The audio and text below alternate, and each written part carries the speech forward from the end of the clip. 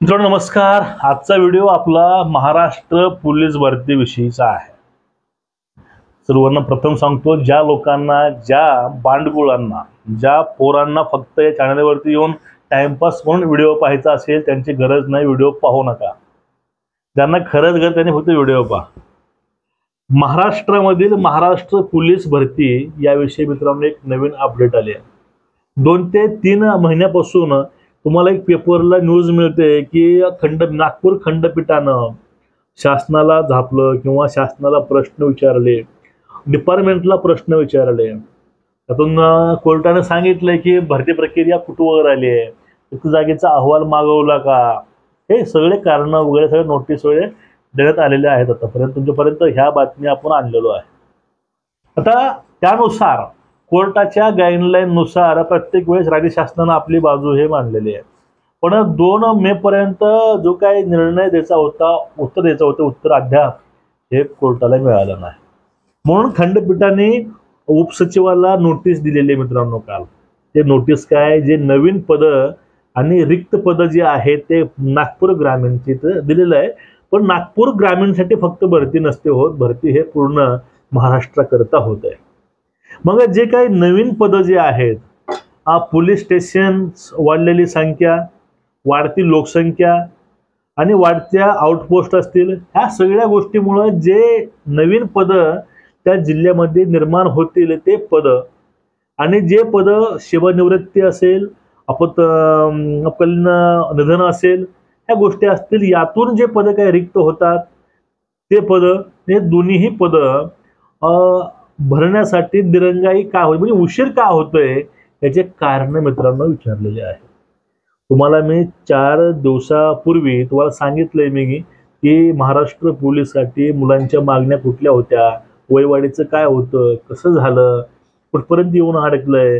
पोरांचं म्हणणं आहे की महानगरपालिकेच्या निवडणुकांच्या अगोदर, म्हणजे स्थानिक स्वराज्य संस्थेच्या निवडणुकांच्या अगोदर, त्यांची आचारसंहिता पडण्याच्या आधी या पोलीस भरती तुम्ही जाहिरात काढा, फॉर्म भरून घ्या आणि ज्यावेळेस इलेक्शन्स हे पार होतील नंतर तुम्ही हे भरती प्रक्रिया राबवू शकता. हे मुलांची या ठिकाणी मागणी होते.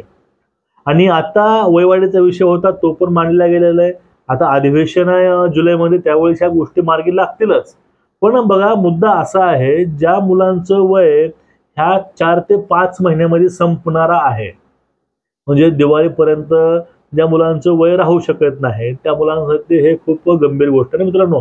कारण आतापर्यंत तयारी केली, फक्त 2 ते 3 महिने वय राहिलेलं आहे, भरतीची ॲड पडत नाही, म्हणजे ह्या लेकराचं म्हणजे आतापर्यंत केलेली मेहनत तर ती पूर्ण वाया जाणार आहे. मग ह्या सगळ्यांचं म्हणणं असं आहे की लवकरात लवकर फॉर्म भरून घ्या, तुम्ही भरती प्रक्रिया नंतर घेतलं तरी चालेल.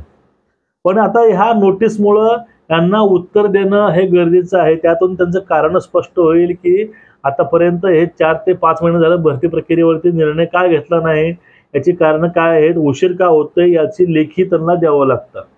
महत्त्वाची गोष्ट आहे मित्रांनो, पोलीस डिपार्टमेंट किंवा गृह मंत्रालयाच्या अंतर्गत केंद्रामधील राज्यामधील एक नियम असा असतो की त्या ठिकाणी जे पद आहे ते पद 6 महिन्यापेक्षा जास्त रिक्त ठेवता येत नाही, हा नियम आहे त्यामध्ये.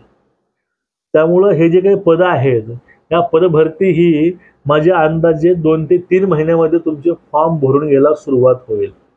आता तुमच्यापर्यंत मी त्या दिवशी व्हिडिओ पोहोचवला आणि काही लोकांना मी ते पत्र सुद्धा पाठवलेलं आहे, काही त्यांना बातम्या पाठवले पर्सनल, त्यांना SMS करून व्हॉट्सअपला. कारण काही गोष्टी असतात त्या आपण डायरेक्टली व्हायरल करू शकत नाही, कारण काही निर्बंध असतात. कारण मी पण शासकीय कर्मचारी आहे, डिपार्टमेंटला काम करतो, त्यामुळं ह्या सगळ्या गोष्टीचं बंधनं हे पाळले पाहिजेत.